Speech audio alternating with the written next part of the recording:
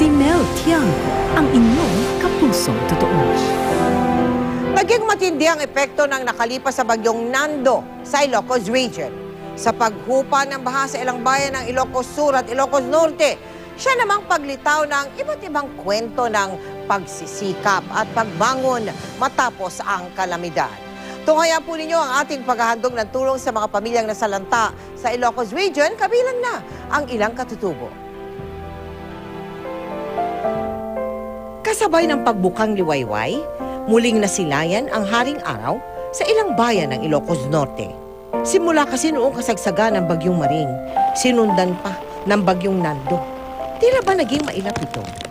Ilan sa mga bayan nalubog sa baha. Ang Karuan Elementary School, isa sa ating kapuso school sa bayan ng Pasukin sa Ilocos Norte, nagsilbing pansamantalang kanlungan ng mga lumikas mula sa barangay Karuan na tabing dagat. Ito ang building na to, matibay na matibay, kaya conducive para sa evacuation area. Meron din namang nanatili sa kanilang bahay. Kabilang dyan si Rosemary at ang anak niyang si Jeric. Malakas po ang ulan, sir, tapos malakas yung alon. Hindi nga kami makalabas-labas, sir, hindi kami makahanap buhay kasi tuloy-tuloy po yung ulan. Talaga, sir, naranasan namin hindi kumain, sir.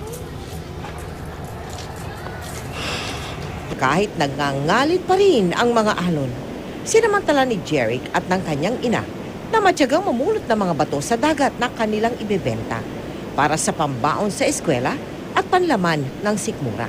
Tinungan ng ating kapuso team ang mga sinalantang bayan tulad ng Narvacan sa Ilocos Sur at bayan ng Nueva Eira sa Ilocos Norte. Dito natin nakilala ang mga katutubong Tinggian. Matyaga silang naglakad sa kabundukan ng 3 oras at tumawid pa ng mga ilog. Maabutan lang sila ng tulong. Maging ang pamilya ni Jeric at Rosemary, ating natulungan. Tunay ngang anumang sama ng panahon, gaano man kataas ang baha o alon, hanggang may mga kapusong handang tumulong, sama-sama tayong babangon.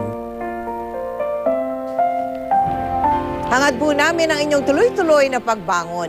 Samantala, nakapaghandog po tayo ng tulong sa 1,000 pamilya mula sa 4 na bayan sa Ilocos Sur at Ilocos Norte. Nagpapasalamat po kami sa lahat ng aming partners na aming katuwang para maayos na maihatid ang ating tulong sa mga pamilyang nasalanta doon. Dahil sa inyong tiwala at walang sawang pagtulong, mahigit 110,000 katao na ang ating napaglingkuran sa nakalipas na 2 linggo. Habang patuloy pa rin po ang ating Operation Bayanihan sa Pampanga, Ilocos Sur, Ilocos Norte at Abra. Sa ngayon po, umabot na sa 8,352,326 pesos and 41 centavos ang nalikom po nating cash donations. Ang halaga naman ng donations in kind umabot na sa 11,240,722 pesos and 73 centavos.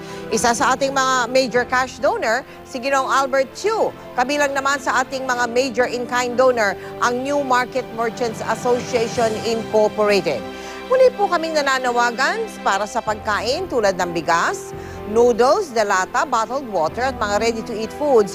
Kailangan din po ang damit, bagong underwear, tsinelas, banig, kumot, kulambo, tuwalya, toothbrush, toothpaste, sabong panlaba at sabong panligo. Para po sa inyong donations, maaari kayong magsadya o tumawag sa aming tanggapan. Pwede rin dumiretso sa Kapuso Foundation Warehouse. Maaari din kayo magdeposito sa aming bank account o sa anumang sangay ng Cebuana Luwalier. Tax deductible po ang inyong mga donation. Maraming salamat po sa lahat ng tumulong.